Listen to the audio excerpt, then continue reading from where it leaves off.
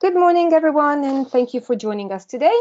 My name is Alma Ahmovic. I'm part of the student network team, and I'll be hosting this webinar today.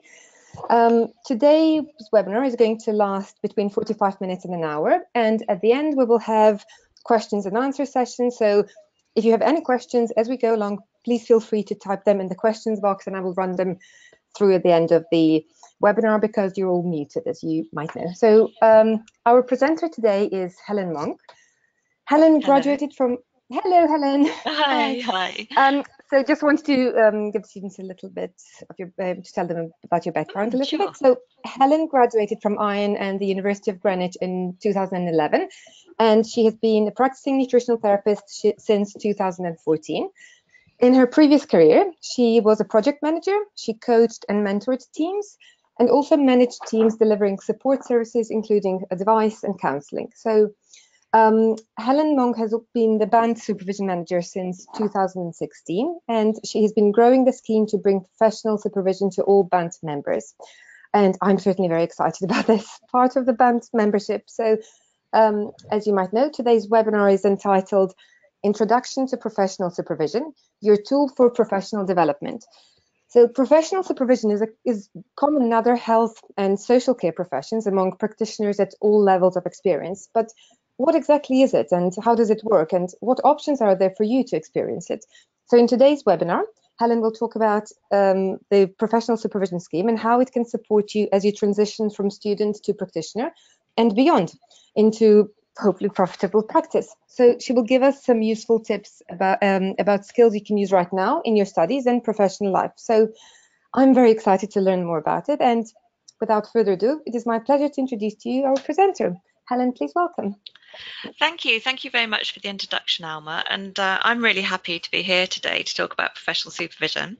So why is BANT giving you this webinar about supervision when you're still students? Well, it's because, as I hope to show as we go through today's material, supervision isn't just an event that you engage in now and then. It's a process, and it's part of a raft of techniques and ways of thinking that can support you right now in your studies and as you juggle everything else that's going on in your life while you study. So I'm going to introduce you to what supervision is, what it's for, and how it can benefit you. And I also want to get into the skills and techniques that you can use, in effect, self-supervision, right, that will support you right now while you're studying.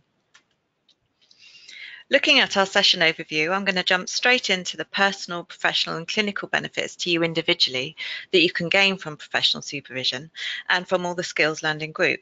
I'm going to look at exactly what it is, its aims and features, and then I'm going to highlight 4 key aspects of professional supervision that are very relevant to nutritional therapists. Next, we'll look at the BANT version of professional supervision, how it's run, what to expect, etc. Then I've got a case study to illustrate how you can use it. I've rounded up some of the questions I get asked most frequently by members, which we'll look at after that. And after that, because we'll have covered lots of information that's geared towards your future after qualifying, I've added in some practical exercises that you can make use of right now. Then I'll tell you about the BANT free taster workshop scheme that's open to all final year students. And finally, I'll be very happy to answer any questions you may have. I'll be mentioning various references throughout, which you can find collated on the last slide. And I've also provided some further reading, both academic and technical, and also practical in terms of exercises and activities that you can incorporate into your own working life. There's good reasons why supervision is such an accepted part of professional life throughout health and social care, and I'm going to start by running through how it can support you personally and help you run a better business and help your clients more successfully before we get stuck into what it is. It's easy to get stuck into a rut professionally as you start to find things that work for you. There's no doubt that nutritional therapists love to learn. It's definitely a lifelong learning profession. But over time, without time to stop and examine ourselves and our motivations, we start to focus on the things we find easy or that interest us most and neglect the things we find hard. The self-examination of supervision means that you stay receptive to new learning. The main reason why people attend supervision in the first place, though, is often to develop their businesses, either fledgling or established. A common dilemma that people bring is about profitability. Are they charging enough? Are they spending too long on research or paperwork which pushes their hourly rate down? Other mentees might come to supervision because they'd like to develop an aspect of their confidence. in seeing clients or in holding firm boundaries with their terms and conditions. Asking for money is another common one. Some people find that having never had a job where they've handled money before, asking for it can be challenging. Can you relate to any of those professional dilemmas? The next area that supervision helps with is in your clinical practice. There's often concerns about developing a useful questionnaire and food diary, for instance, and when to give it to the client or prospective client. Do you want to go through it in the first consultation, or do you want to get it in advance? Supervision also guides us to honour our client's self-direction. Often our clients are used to a prescriptive model of information giving from seeing medical practitioners. So it feels comfortable for us, who have also been clients of medical practitioners, to adopt that model too. However, as Heron points out in his classic text, Helping the Client, there's a risk in being prescriptive of failing to honour a client's self-direction, and he calls that interfering takeover, or imposing your own shoulds or oughts on the client, and that can lead to them losing their understanding of their own needs and interests. Supervision teaches us skills that enable us to support our clients to explore what will work for them more independently, meaning that they're more likely to stick to the plans we give them. Hawkins and Shoei, who are the big writers in professional supervision, write that in helping professions, there's a tendency to give a lot of ourselves to our clients, and that this can lead to rigidity or defensiveness as we try and protect ourselves or limit this giving. We may also become fatigued as a result and take refuge in one-size-fits-all consultations, which, as we all know, are anathema to our profession of individualised care. We might also take refuge in staleness or not being fully present with each client. Collectively, they argue that these contribute to practitioner burnout, also known as compassion fatigue. Supervision can help mitigate this risk by bringing awareness to any dropping off of energies for the work, or drops in standards, or adverse feelings like guilt or stress. And finally, there are the professional benefits to being in supervision. It helps us examine not just our day-to-day work, but also what we believe about our work and what our motivations are for our work. By becoming more aware of our motivations, our behaviour, and other aspects of ourselves and our work, our businesses improve and we take better care of ourselves. It helps us break cycles of behaviour that are unhelpful to us, coming between us and our clients, impeding our business and our professional development. This self-awareness also improves our clinic work, because without this understanding, it's easy for practitioners to see themselves as the expert, whole and without needs of our own. And this in turn causes us to see the clients as helpless, reducing the client's own self-direction and agency. And this is a critical item, because the more we can engage the client's own self-direction, the more they're able to buy into our advice, as I was mentioning earlier. And finally, professional supervision provides the support of a group of like-minded people in a largely self-employed profession that can feel isolating. I've divided these benefits into personal, professional and clinical, but of course there isn't really separation. Self-care benefits us both personally and helps reduce the risk of compassion fatigue. Learning open questioning, which is the model we use in professional supervision, and active listening improves our consultations and our professional relationships. So I've discussed just some of the ways that professional supervision can benefit you and your future business and clients. Hopefully this value is compelling enough for us to continue and find out what it is. Supervision was originally developed in the training of psychoanalysts and then later on in the training of counsellors and psychotherapists. Nowadays, it's used by social workers, nurses, and other healthcare workers, including dietitians, depending on the NHS trust concerned. It's also widely used by occupational therapists and speech and language therapists, for instance. In nutritional therapy, we call this concept professional supervision. And this choice was made to emphasise that it's both about professional development for qualified practitioners and to distinguish it from both workplace supervision, where you might encounter a supervisor or a manager, and also the kind of clinical supervision that someone in training encounters. I've put up a couple of definitions here from the literature. because there is some disagreement about exactly what supervision means, but essentially it's a collaborative process in which professionals work to explore their work reflectively. The aim of supervision is to be supportive, reflective, and developmental for the practitioner, and this in turn ensures better care for our clients. And the emphasis on those three aims depends on the situation or the profession or the setting where the supervision takes place. Different working situations will emphasise different aspects of the supervisory process. But despite the differences, there are also elements that are in common, which I've put up on the slide. It provides a regular space to reflect on the content and process of your work. It helps you understand more about your work and to develop skills to help you in your work. It gives us another perspective, feedback and information about our work, because it's very hard to be objective about what you do. It helps you feel validated and supported. It ensures that we're not left alone to carry difficulties and problems, but there's somebody to support us with those. It helps us plan and utilise our personal and professional resources better, and we'll come on to that more later. It helps us be proactive rather than reactive, and because supervision is all about our clients, it helps us ensure our quality of work. And the overarching concept of supervision is that what happens in supervision gets transferred to the client. And in turn, what happens in supervision is often a parallel process of the situation that's happening with the client. You're going to graduate absolutely full to the brim with technical knowledge. But what's going to make you a great practitioner? We've looked at the broad definition, aims and common features of supervision, but now I'd like to tie that back to the benefits I discussed earlier in terms of your future practices.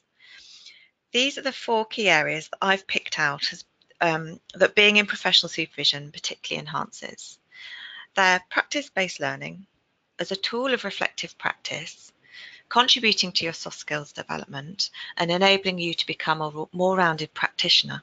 And I'm going to look at those 4 things in a little bit more detail now. So practice-based learning, what's it about? It's actually a bit of a buzz phrase in health and social care learning circles at the moment, because people are realising actually that evidence-based practice is a bit limiting.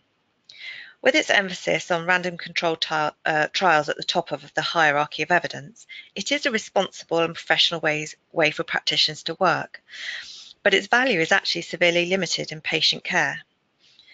This is because clients have their own needs and directives that need to be included in decision-making about their health, and that differs from person to person. We need to be able to understand all the factors involved in a client's situation. For instance, you've recommended fish oil for a child with asthma, and the evidence base supports that recommendation. However, the child in front of you also has issues with swallowing, and you've learned through practice-based learning that a measure of fish oil liquid in a smoothie rather than a capsule might be more suitable here. So we have our theory and our clinical learning, and together they make us better practitioners in the real world. If you look at the list of requirements for practice-based learning that are on the slide now, you'll see that the self-awareness and the reflection that I mentioned as being part of professional supervision will be keys to success here. Let's look at reflective practice next.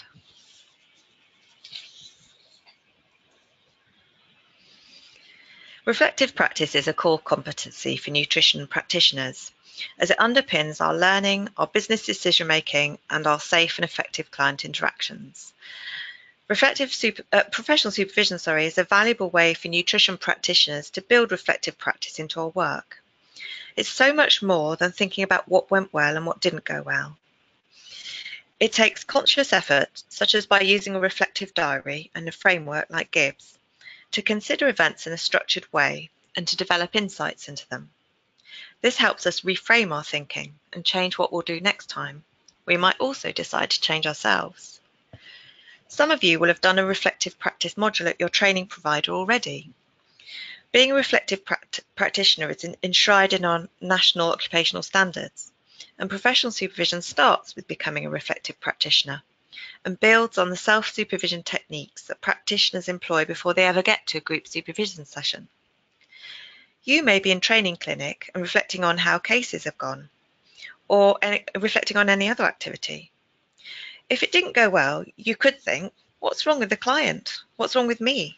You might even think, this job isn't going to suit me. I'm no good. Then you might leap straight into fixing it because action makes us feel better. You might quickly send an email or make more recommendations to the client. The feeling we get when we've taken action gives us temporary comfort as we get in control and have taken steps to right the wrongs. However, without proper reflection before taking action, we may be compounding the problem, possibly taking the wrong action. We're certainly not really understanding what went wrong, if indeed anything went wrong, and we're not learning from it to avoid it happening again. There's a webinar on the BANT website under Member Communications that delves a lot more deeply into reflective practice if you'd like to learn more, and also to learn how to build it into your daily life and work. So professional supervision is a tool of reflective practice, but it's more powerful than solo practice. Firstly, the structure.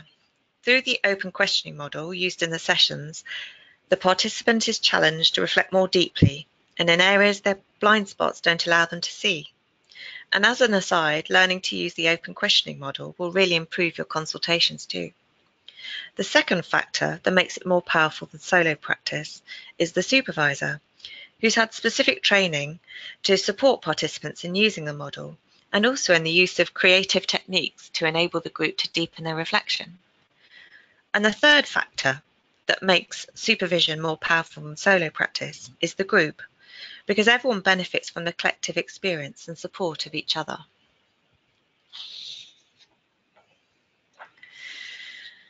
The third aspect of professional supervision that I wanted to highlight is soft skills development. This is really what it's all about. Time and again, the greatest clinicians, the most inspiring practitioners, are not necessarily the ones who know the most technically. Yes, when you see some of the questions on the Clinical Education LinkedIn group or in the BANT Members Only Facebook group, it's easy to feel a little intimidated and think, how will I ever know all that?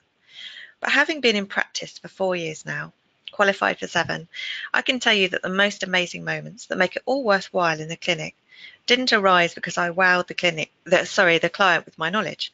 In fact, looking back over my cases, those moments when I've gotten to a pet topic are also the moments I recall glazed expressions.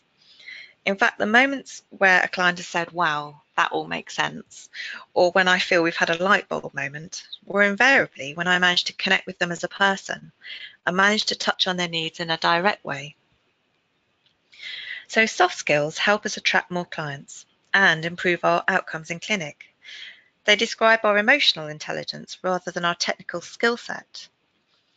Just like our technical knowledge, soft skills can and should be developed throughout our professional lives. Because this chimes at the core of who we are as people, it's easy to feel defensive, but there is always more to learn. Being great at your job still leaves room to be even better. This gift of connection with a client relies on your soft skills, and most of us could do with polishing these up. But the thing is, unless you're in a group or working with somebody that reflects it back to you, how do you even know they need work? And I've put open questioning up there because the open questioning used in supervision helps the person presenting their dilemma to uncover, reflect and prepare to take the new awareness back into the professional life. This learned skill, this soft skill, enables the practitioner to facilitate the same understanding in their clients. So it'll help your consultations flow better and enable you to connect more successfully with your clients. And the fourth aspect of professional supervision that I really wanted to flag here was becoming a fully rounded practitioner. So here's an admission. In my CPD in my first couple of years after qualifying was mostly through attending free supplement company seminars. They're a real boon to the newly qualified practitioner because they're full of clinical pearls and they help increase your understanding of supplementation and testing. So they are, of course, a valid CPD option. But at no point did I step back and say, is this what I actually need further development on? And this is actually amusing to me personally because I used to manage large teams of people and we were all about individual training needs analysis. And there's no reason why you can't do one for yourself and use your supervision group to make sure your training plans are going to help you become a fully rounded practitioner. We all have our stronger areas, but it's sometimes hard to see where we need to focus on in an objective way. It's easy to focus on the things we like and lean away from the uncomfortable things that we actually need development on.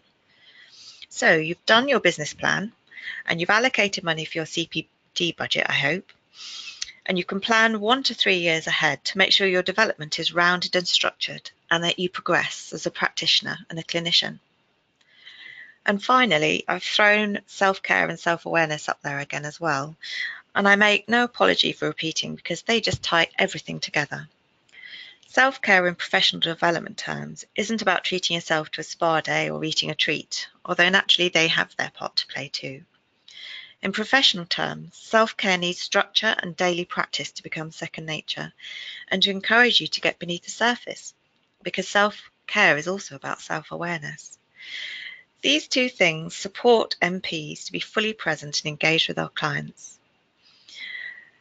The act of writing a reflective journal can enable the insights to develop that help build self-awareness and to identify areas for self-care.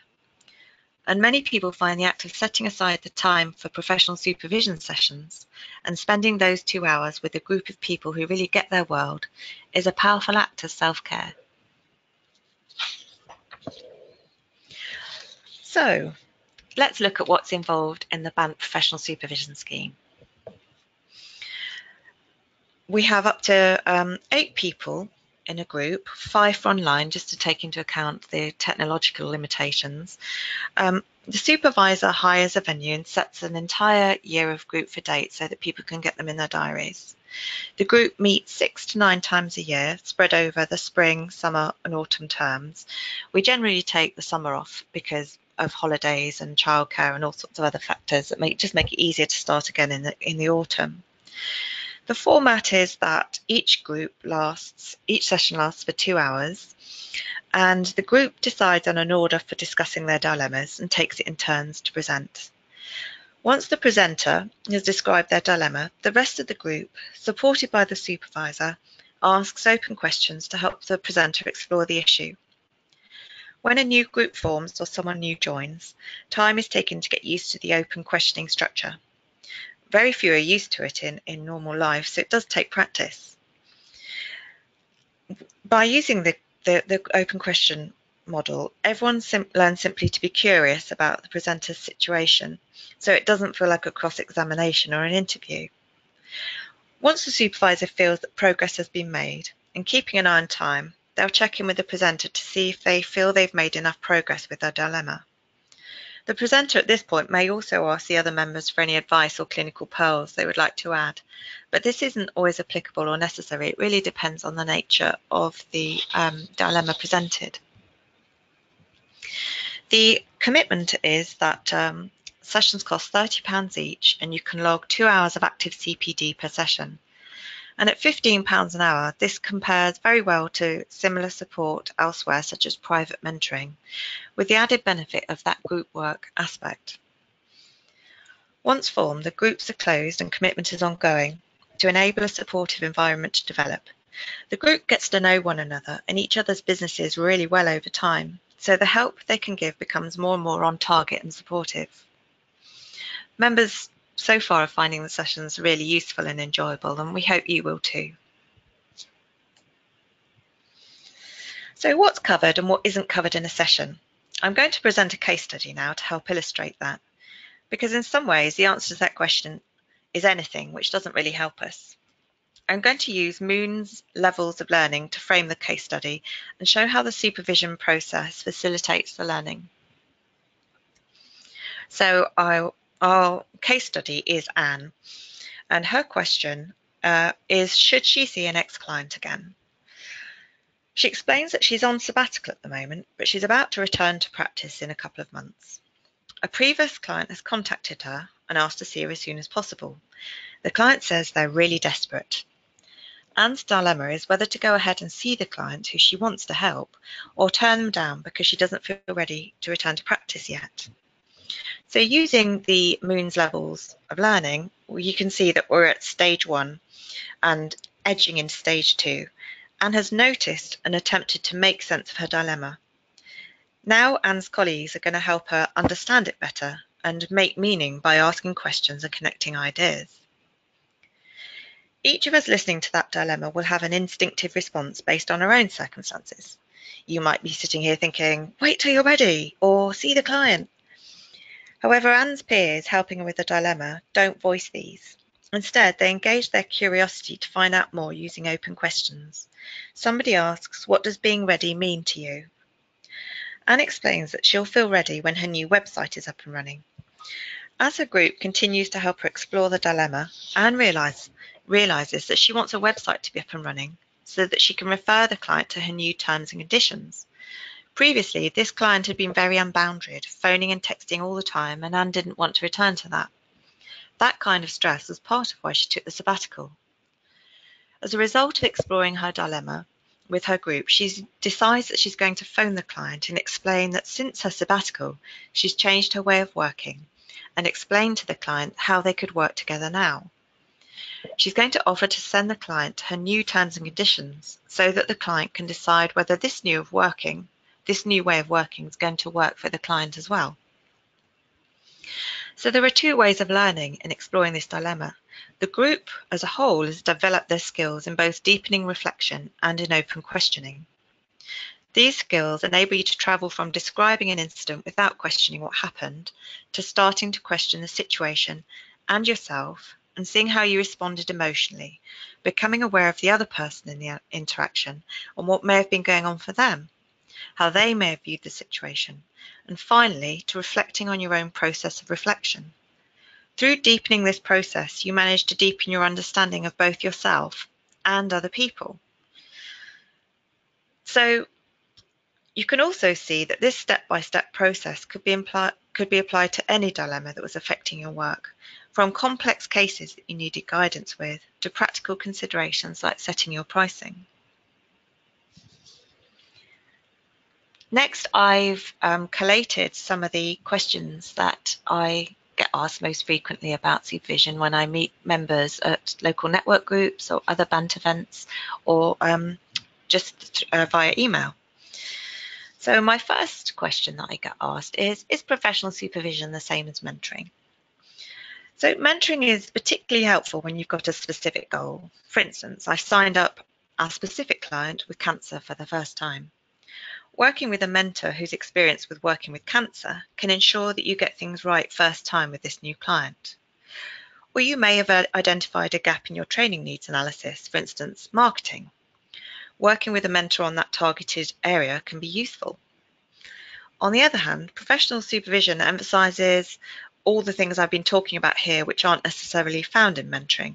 In particular, developing reflectivity, soft skills development, and developing clinical skills. However, mentoring and supervision do have things in common. They're both supportive, they're both educational, and they both help practitioners have confidence that they're practicing safely and effectively. Next up, did you know that supervision doesn't mean supervised? Supervision originated, as I said, in counselling and psychotherapy, and that's where the name comes from.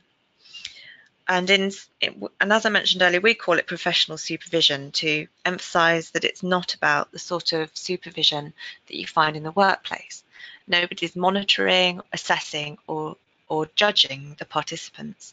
And because the groups are completely confidential, there's no reporting outside of the group on anything that anybody says or anything that arises. Another question that people might ask is whether they have supervision in the NHS. And of course, the situation in the NHS is slightly different in that people are usually employed, so they'll have a workplace supervisor. But nevertheless, the sort of supervision we're talking about here is an integral part of many NHS healthcare professions. And it's commonplace and expected from nursing to dietetics, social work to occupational therapists, wherever practitioners are helping people. Also, being in supervision helps validate your professionalism when you want to open doors to work with the NHS and allied registered healthcare professions. Another question that has arisen is whether supervision is the same as counselling or therapy. And for some participants, there may be a fuzzy area between supervision and personal work. One thing that supervision and counselling or psychotherapy do have in common is that they may both play a part in a practitioner's self-care, but supervision focuses on the work, whereas counselling or therapy are all about the person. It may be that a personal issue is affecting someone's work and therefore is relevant to bring that to supervision. Or someone may discover through supervision that an issue needs taking away for personal work, perhaps through counselling or psychotherapy. So there is that fuzzy area, but for many people, the benefits they receive from supervision are more about practical issues such as marketing or practice management. So I've got 4 more questions that often arise when people are asking about supervision. The first is that people wonder whether, say they have a monthly meeting with the people they trained with, or that they attend local networks, and isn't that enough? So solo reflective practice and peer support are still important, but we all know that our friends and peers probably will only tell us things we want to hear, whereas your supervisor is trained to help you challenge yourself, to break through limiting thoughts and to grow your business and achieve your personal ambitions in a way that a friend is not able to be. Another question is whether people should try and find a supervision group of people that's just like them. You might think as a newly qualified NT that you won't have much to contribute to your supervision group's dilemmas if they're all really experienced, or some of them are really experienced. But actually, a newly qualified practitioner has a wealth of knowledge to share with more experienced people, including all the latest techniques from your more recent training, such as the use of technology in clinic. We didn't have iPads when I trained, and I was very interested to learn about that, for instance, or newer trends in practice management, or even challenges to establish clinical truths. You've also got your life and work experience to contribute. Given that most of us are retraining, your peers will have had a wide variety of careers: marketing, practice management, business administration, teaching, training, academia, and nursing, to name just a few, and these all contain experience that your peers can benefit from. Also, you don't need the answers to participate fully. In supervision, we avoid advice because it blocks exploration. You'll have your own valuable perspectives and experience to bring. Another common question is, do I have to join a local group? If sharing professional dilemmas with local peers who you may feel are in competition with you sounds intimidating, you're not alone. You may also feel uncomfortable discussing business issues with people you don't know very well. The answer is to start with a dilemma you do feel comfortable discussing. Commitment to the group is ongoing, so trust and support develop in the group as everyone gets to know each other. Strong and supportive working relationships grow, which enables the group to dig deeper into their dilemma as time goes by. However, you're welcome to join a group in another area or to join an online group if you prefer. And my final common question is, will I need to be in supervision for my entire career? Or how long will I have to be in supervision? And there really is no simple answer to this question. It depends on so many factors that are individual to you and your clients. In counselling and psychotherapy, the therapist stays in supervision for as long as they're seeing clients because of the intensity and complexity of the work. So if you're going to work in specific areas or with certain types of conditions where you encounter psychological or physical distress, then you will find supervision provides a very necessary support. And it's so important for helping to prevent compassion fatigue or practitioner burnout if you're working at that intense level. On the other hand, perhaps you're going to end up working with the same types of clients and you feel you won't have new material to bring to supervision after a while. Actually, you'll be in just as much need of your supervision sessions because they'll help you maintain self-awareness for your work, which will help you stay vigilant for habitualization or dropping off of energies for the work. And they'll help you maintain passion and focus and find new avenues to challenge you and for you to explore.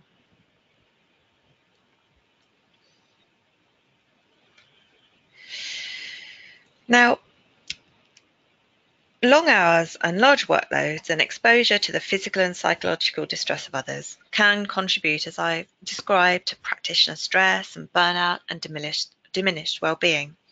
as can juggling part-time work in more than one role or with childcare. So it's vital that we have self-care strategies, both to reach for in times of stress and to maintain our well-being day to day. It's ironic, actually, that many self-care practitioners align very closely with the advice we give our clients, but maybe don't prioritise for ourselves. So I'd like to break up all this theory with something practical by telling you about some really useful exercises that you can start using right now to build your self-awareness and develop self-care. One of these exercises is also in the reflective practice webinar I mentioned earlier, but I wanted to include it here too because they will both help you develop some tools for self-supervision, as I mentioned earlier, but also they'll help you right now as you juggle your studies and everything else in your life. It seems like these are things that everyone knows how to do and already doing, but actually healthcare practitioners are notorious for putting ourselves last. And like any emotional intelligence abilities, these activities should be viewed as skills that everyone has the need to deepen and hone, no matter their level of professional experience. Just like your physical muscles, these virtual muscles need regular exercise. Plus, they're the kind of activities that are easy to sideline when we're busy. So I recommend that you honour yourself for just a little while by trying them after you've listened to this webinar. They only take about 5 minutes each, and there's no time like the present.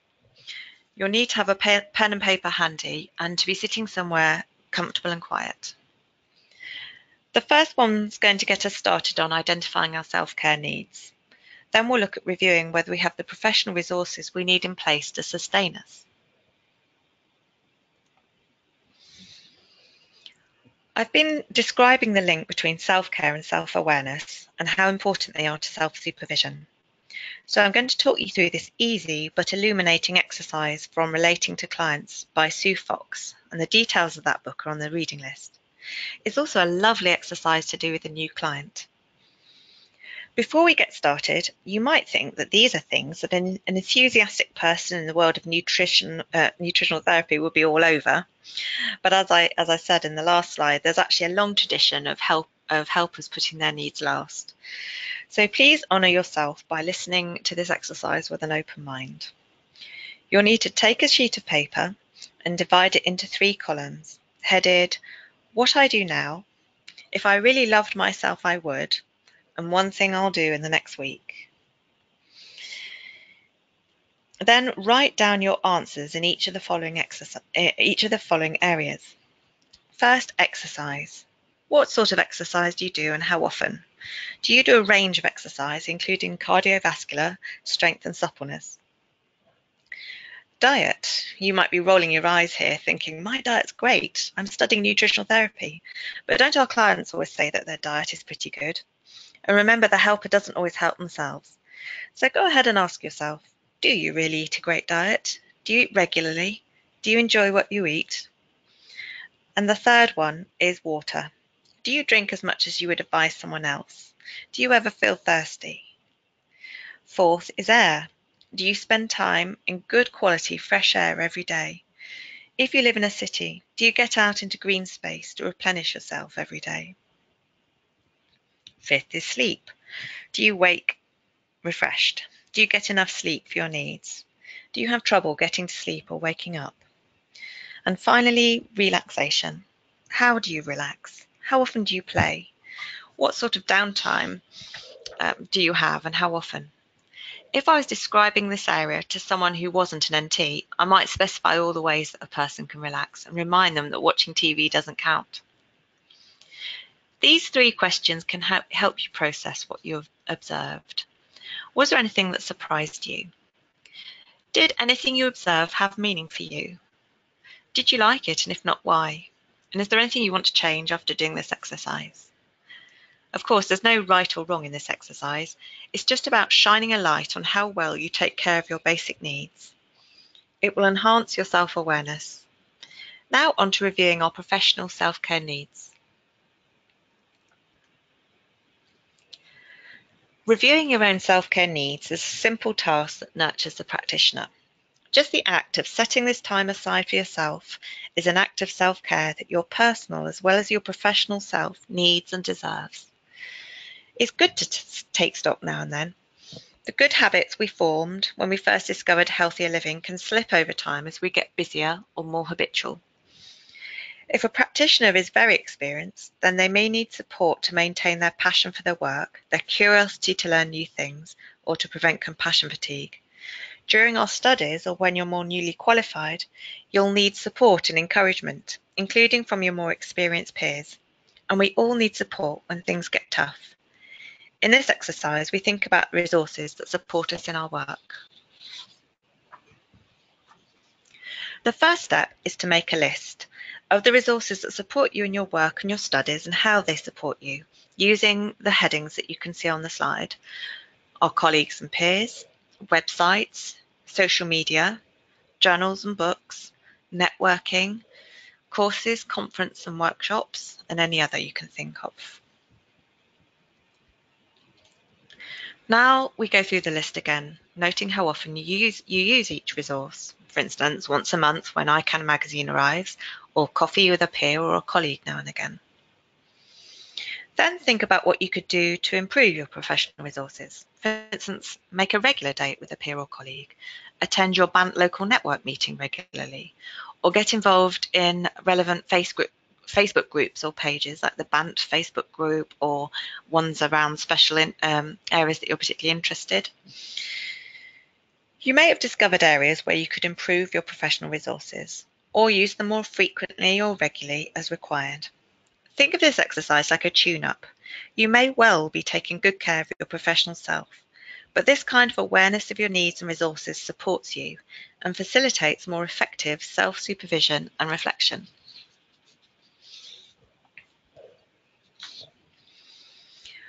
When we're reflectively exploring with our peers in supervision or actively listening to our client's story, we're engaging our curiosity.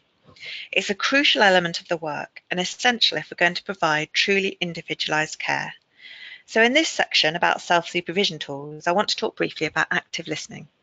You may have already covered this at college, of course.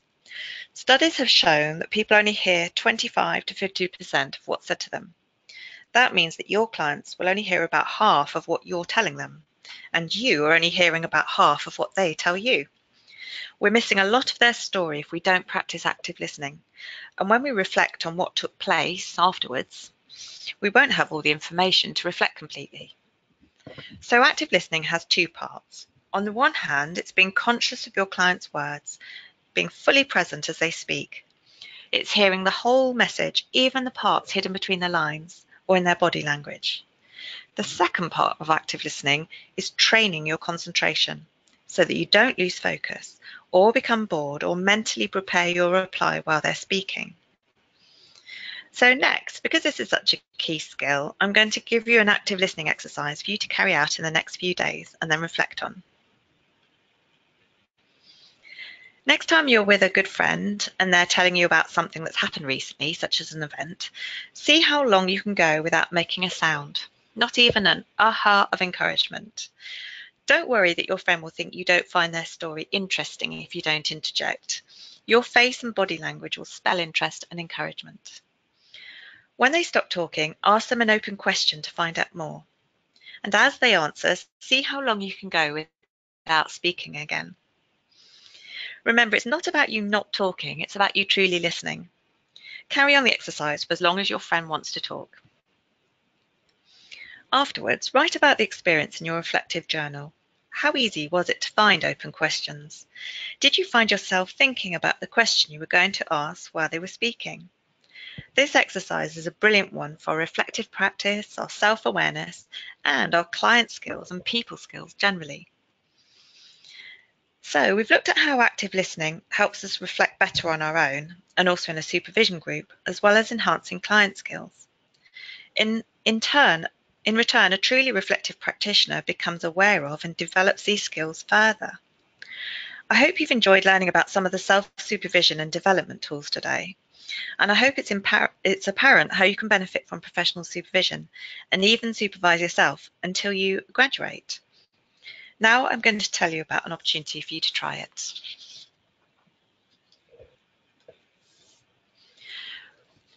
BANT are offering free professional supervision workshops to final year students. Starting out on your own as newly qualified nutrition practitioners can be an isolating and daunting experience. The workshops provide final year students with an experience of what professional supervision is about. Because I've tried my best to explain all the different aspects and benefits and aims and objectives today, but there's nothing like actually experiencing it for yourself. But also providing real support to you in your transition from study to practice. You'll have an opportunity to explore dilemmas and current issues with your peers in preparation for your independent practice, whatever those dilemmas may be: practical, emotional, do you need more training? How do I set my prices? How do I go about finding a location or letting people know about my fledgling business? We run them online for distance students, and we run them in person at University of Worcester, University of West London and ION. The sessions last for 2 hours for online sessions and 3 hours for in-person sessions. And the new timetable of workshops starts again in the spring. I'll be writing to all final year students anyway to invite them to register for a place, but we often find that emails get lost in people's spam filters. So if you want, you're very welcome to email me at supervision@bant.org.uk to register your interest for a place, and I'll make sure I email you directly to let you know about the timetable when it's finalised. We've been running the Student Taster Workshop now for 4 years, and it's grown exponentially because we discovered that final year students have been finding that the sessions really useful. And finally, here's the reading list I mentioned. This list explores all aspects of connecting with your clients and developing the self-awareness that leads to more successful reflective practice and self-supervision. It includes theory and background to broaden your understanding of the implications for your own practice, and it will give depth and understanding to your reflections. It also includes some practical skills building to provide you tools to use in developing self-awareness and in clinic. And I've also provided my email address again, should you wish to get in touch about supervision or any aspect of this presentation. I'm very happy to provide further information and answer any questions you have. Helen, thank you. My pleasure. This is just a summary of learning, but I don't need to run everyone through. Please go ahead. Please go ahead. Okay, I will just quickly say, so in summary, professional supervision is a gift that you can give yourself that's going to benefit every aspect of your professional life. And there's the list of ways in which it will help you become a more rounded and more skilled practitioner. And I hope that you leave this webinar inspired to make professional supervision part of your professional development once you've graduated, and a bit inspired to incorporate the various self-supervision activities into your working lives right now, and that you and your future clients will feel the benefits as a result. Thanks for listening. Back to you, Alma. Brilliant. Thank you so much. I've certainly enjoyed it very much. And I was, as you know, as I told you before, when we chatted before, I was very excited to learn more about this. And it's a brilliant scheme, and I'm so glad that BANT is doing this. So just a couple of questions, if you don't mind. No, not at all. One is you mentioned there are 8 people, but 5 of them are online. Is that 8 plus 5? I just wondered about the size of the group. Is that normally Sorry, 8 I galloped a bit over that section, didn't I? So the in-person groups are formed of 8 nutritional therapists plus a supervisor, but the online groups are formed of 5 nutritional therapists plus a supervisor. And we just have slightly smaller groups because it's a bit harder with the technology to have a bigger group. Okay, great. The other question is, how easy is it to join? Is there a waiting list, or is it fairly... It depends where you live. If in the South East and London, we've got lots more groups because there's lots more BANT members and it's much easier for people to travel. In some more remote parts of the UK, where there are fewer BANT members, it's harder for us to have an in-person group, but all those members are welcome to join. If you haven't got a group locally, basically you're welcome to join an online group. And you're also welcome to join an online group even if you do have a group locally. There's no restrictions on that. So there isn't a waiting list unless you are wanting an in-person group and you're in an area where we don't have one yet. Great, thank you. And what time do groups usually meet? Is that a daytime or evening time, or? We run, Okay. groups tend to be 10 till 12 in the morning, but we also run evening groups. Depending on where you live, we run daytime and evening online groups. So if someone was working full time and they're looking to transition into becoming a nutritional therapist, we run evening groups that might fit around people's work better. Okay, and how easy is it if you, for example, if your circumstances change and you can't, if you, for example, start working, and you can't attend the day group, can you move from one group to another? You could move permanently. You can't dip in and out of groups because of that ongoing relationship that we hope the groups build by all staying together as a group. Mhm. So if somebody's circumstances changed and they needed to switch to online, that would be fine, but they couldn't dip in and out. Sure. Great. And one last question. The reflective practice webinar that you mentioned, is that, Yeah. can you please tell us once again, where can we find it? Yes, it's under in the main members section under member communications, or the program of webinars there. It's one of them. Okay, Yeah. brilliant. Brilliant. Well, thank you very much. This was really very interesting. I hope everybody else found it interesting, and I'm very excited to join the group as soon as possible, really. Great. Well, good luck with your That sounds great. studies. Thank you. Thank you. So that's really all we have time for today. Helen, thank you very much for taking time out to My pleasure. us. Just wanted to let the students know that our next webinar is going to be on the 11th of January, and we will be learning about the immune system. So that's all from us for today. Helen, thank you once again, and I hope you have a lovely week. Yes, and you. Thanks for listening, everybody. It's my Thank pleasure. you. Thank you. Bye. Bye-bye.